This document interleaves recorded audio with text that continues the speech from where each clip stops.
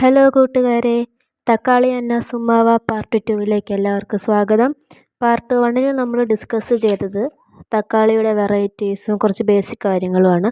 ഇത്തവണ നമ്മൾ തക്കാളിയുടെ കൃഷി രീതിയും രോഗങ്ങളെയും കീടങ്ങളെയും പിന്നെ രോഗങ്ങളെയും കീടങ്ങളൊക്കെ എങ്ങനെ നിയന്ത്രിക്കാം എന്നുള്ളതാണ് നമ്മൾ ഇന്നത്തെ വീഡിയോയിൽ നിങ്ങളുമായിട്ട് ഡിസ്കസ് ചെയ്യാൻ പോകുന്നത്. തക്കാളി ഒരു ഉഷ്ണകാല സസ്യമാണ്. ശരാശരി 21 to 23 ഡിഗ്രി സെൽഷ്യസ് താപനില തക്കാളിയുടെ വളർച്ചയ്ക്ക് അനുയോജ്യമാണ്. 18 to 27 ഡിഗ്രി സെൽഷ്യസ് വരെ താപനിലയുള്ള പ്രദേശങ്ങളിൽ തക്കാളി വാണിജ്യാടിസ്ഥാനത്തിൽ കൃഷി ചെയ്തു വരുന്നു. സൂര്യപ്രകാശത്തിൻ്റെ ഏറ്റക്കുറച്ചിലും താപനിലയും ഫലത്തിൻ്റെ ഉൽപ്പാദനത്തെയും പോഷകമൂല്യത്തെയും വർണ്ണരൂപവത്കരണത്തെയും വളരെയധികം സ്വാധീനിക്കാറുണ്ട്. ഉഷ്ണമേഖലയിലെ വരണ്ട പ്രദേശങ്ങളിലാണ് തക്കാളി സമൃദ്ധമായി വളരുന്നത്.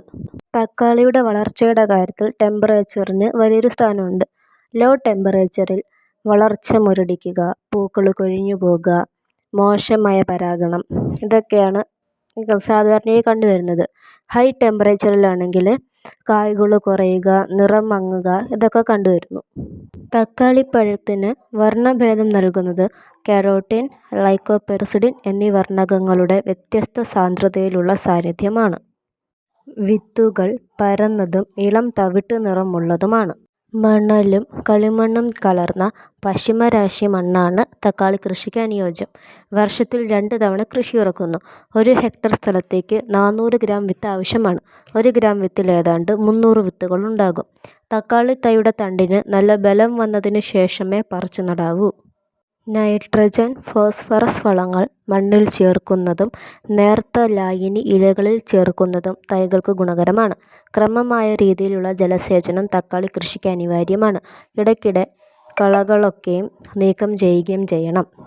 പൂസ റൂബി, മംഗള, പൂസ 120, HS 120, എസ്റ്റോൾ, CO1 എന്നിവയാണ് ഇന്ന് കൃഷി ചെയ്തു വരുന്ന പ്രധാന ഇനങ്ങൾ.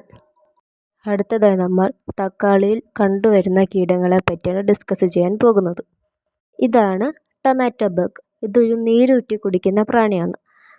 ഇത് പൂക്കൾ കൊഴിയാനും ഉണ്ടായി വരുന്ന തക്കാളികളൊക്കെ നശിക്കാനും ഈ പ്രാണി ഇടയാക്കും. ഇതാണ് സ്റ്റിങ്ക് ബഗ്. ഇത് മുളച്ചു വരുന്ന മുളകളെയൊക്കെ നശിപ്പിച്ച് കളയും. ഇനിയിപ്പോൾ നശിപ്പിച്ചിട്ടും നശിക്കാതിരിക്കുന്നതിൻ്റെയൊക്കെ വളർച്ച മുരടിപ്പിച്ച് കളയുകയും ചെയ്യും. ഇതാണ് വൈറ്റ് ഫ്ലൈ. ഇതും നീരൂറ്റി കുടിക്കുന്നൊരു പ്രാണിയാണ്. ഇത് നീരൂറ്റി കുടിച്ച ശേഷം ഇലകൾ മഞ്ഞ നിറമാവും, പിന്നെ അത് ഉണങ്ങും, പിന്നെ ഇലകൾ കൊഴിഞ്ഞു പോകും. പിന്നെ ചെടിയുടെ വളർച്ചയെ മുരടിപ്പിക്കാൻ വൈറ്റ് ഫ്ലൈക്ക് കഴിയും. ഇത് ട്രിപ്സ് എന്ന് പറയുന്നത് പ്ലാന്റ് വൈറസസിൻ്റെ ഒരു വെക്ടറാണ്. ഇത് ഇല, തണ്ട്, പൂക്കൾ, വേര് ഇവയൊക്കെ ഇത് ബാധിക്കാൻ ഇടയായി തീരും. ചെടിയുടെ വളർച്ചയെ മുരടിപ്പിക്കാനും ട്രിപ്സിന് കഴിവുണ്ട്. ഇത് ഏഫിഡ്. ഇതും നീരൂറ്റി കുടിക്കുന്നൊരു പ്രാണിയാണ്. ഇലകളെ മഞ്ഞയാക്കും, വളർച്ച മുരടിപ്പിക്കും, പിന്നീട് ഇലകളുടെ അറ്റമൊക്കെ ചുരുണ്ടു വരുവാനായിട്ടും ഏഫിഡ് ഇടയാക്കി തീർക്കും. അങ്ങനെ നമ്മൾ 5 കീടങ്ങളെ പരിചയപ്പെട്ടു. ഇനി നമുക്ക് കുറച്ച് രോഗങ്ങളെ പറ്റി പരിചയപ്പെടാം. ഇത് ലേറ്റ് ബ്ലൈറ്റ് എന്ന അസുഖം ബാധിച്ച ഒരു തക്കാളിയുടെ ഇലയാണ്. ലേറ്റ് ബ്ലൈറ്റ് എന്നുള്ള രോഗം വന്നു കഴിഞ്ഞാൽ ഇല, തണ്ട്, ചെടി അതൊക്കെ ചീഞ്ഞു പോകാനായിട്ട് ഇടയാക്കി തീർക്കും. ചെടി മുഴുവനും ലേറ്റ് ബ്ലൈറ്റ് എന്ന അസുഖം വന്നാൽ നശിച്ചു പോകും. ഇത് ബാക്ടീരിയൽ വിൽറ്റ് ബാധിച്ച ഒരു തക്കാളി ചെടിയുടെ പടമാണ്. ബാക്ടീരിയൽ വിൽറ്റ് വന്നു കഴിഞ്ഞാൽ ചെടി പെട്ടെന്ന് തന്നെ വാടിപ്പോവുകയും പിന്നെ അത് ചെടിയുടെ മരണത്തിലേക്ക് നയിക്കുകയും ചെയ്യും. പിന്നെ ഈ അസുഖം വന്നു കഴിഞ്ഞാൽ ചെടിയുടെ തണ്ടിൻ്റെ ഉള്ളിൽ അഴുകലും പിന്നെ തവിട്ട് നിറമായി തീരും. ഇതാണ് ടൊമാറ്റോ മൊസൈക്ക് വൈറസ്.